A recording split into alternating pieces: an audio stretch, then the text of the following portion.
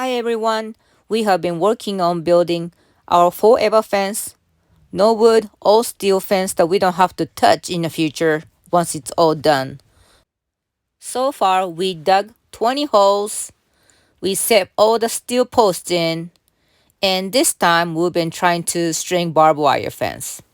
We are using existing T-posts that we put in last year for our electric fence, which was a big fail for our dry climate. We are so new to off-grid lifestyle, so everything is trial and error, but we are having fun doing it.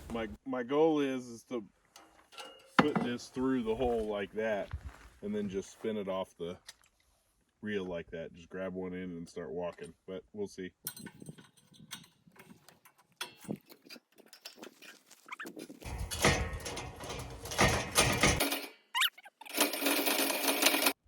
We thought about dragging it with skid steer, but we wanted to keep some bushes, so we walked instead. Yeah. So now I'm going to go back and kind of yank on it a little bit, walking that way. And hoping that stays where it's at. It's going to as soon as there's tension on it. This is like the third iteration of our running barbed wire setup on this skid steer, and seems like so far this is the best. I had to move the bar back. I'm holding the bar on with clamps and then hooking the Come-Along to that for stretching it.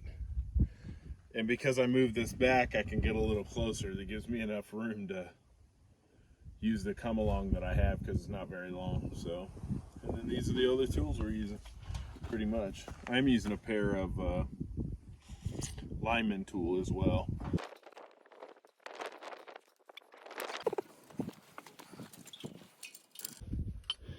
Put it through the hole, rotate it to the other side, and then pull on this a little bit.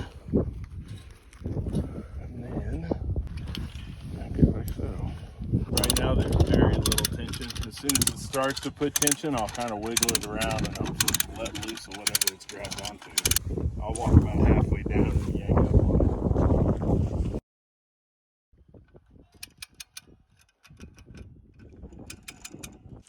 How are you guessing the tension of the wire?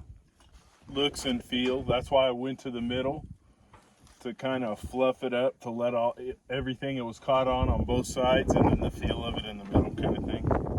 I don't know how to explain it. That one video that we were talking about was basically you tension it until right before it starts to like untwist. Or untwist the wire? Yeah, see, the little twist will start getting bigger if you over tension it.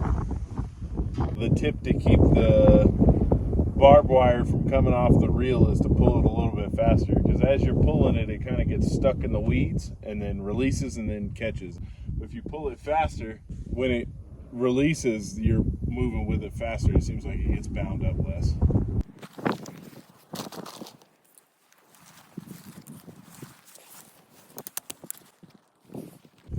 So the reason I feel like it's smart to start in the middle with these clips and go but that direction, because this is the distance wise between the poles. It kind of, by picking it up in the middle, it relieves some of the tension. So if we started on that end and went this way, it's possibly we might end up with slack on one side. So by doing it this way, there's less of a possibility, but we should end up with slack because it's tight. So duct tape is for it so it doesn't slip? Yeah, seems like it does a good enough job once you put it on there that it doesn't slip down.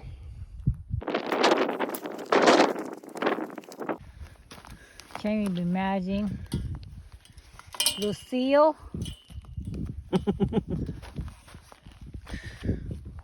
Walking Dead. Damn, son, you just took one hell of a knot. I know it's a hard work and tedious work, but do you feel like it was a lot easier than you thought, or is it about how expected?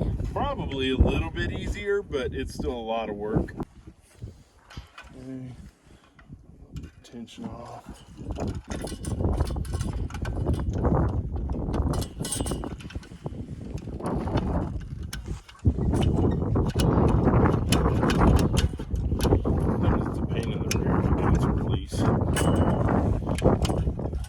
Come-Along's junk.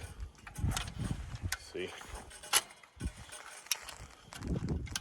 It's gonna end up smashing the shit out of my fingers. It's unwind.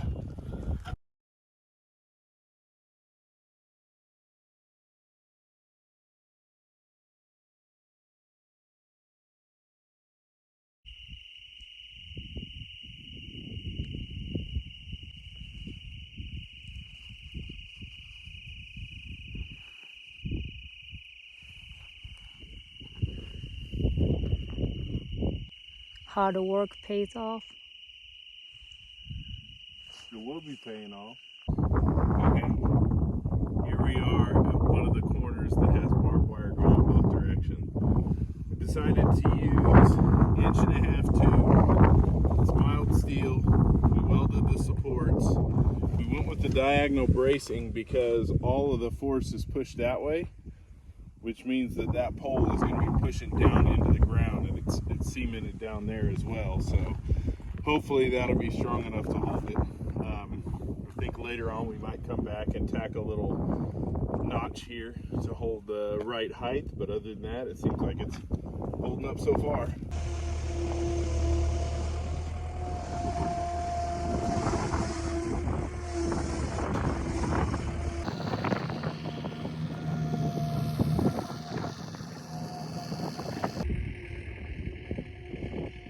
We just came back in, and this is kind of part of the reason why we were moving to an area like this, is because people are just more genuine. We were sitting in here and we hear a car coming up and a horn gets honked, and we come outside and it's one of our neighbors from about a quarter of a mile to a mile that direction, and she baked us a loaf of bread. So we're getting ready to try this loaf. It smells amazing.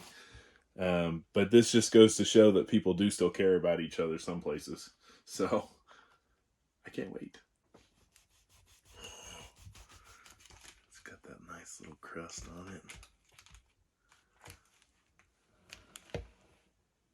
Yummy. Cool.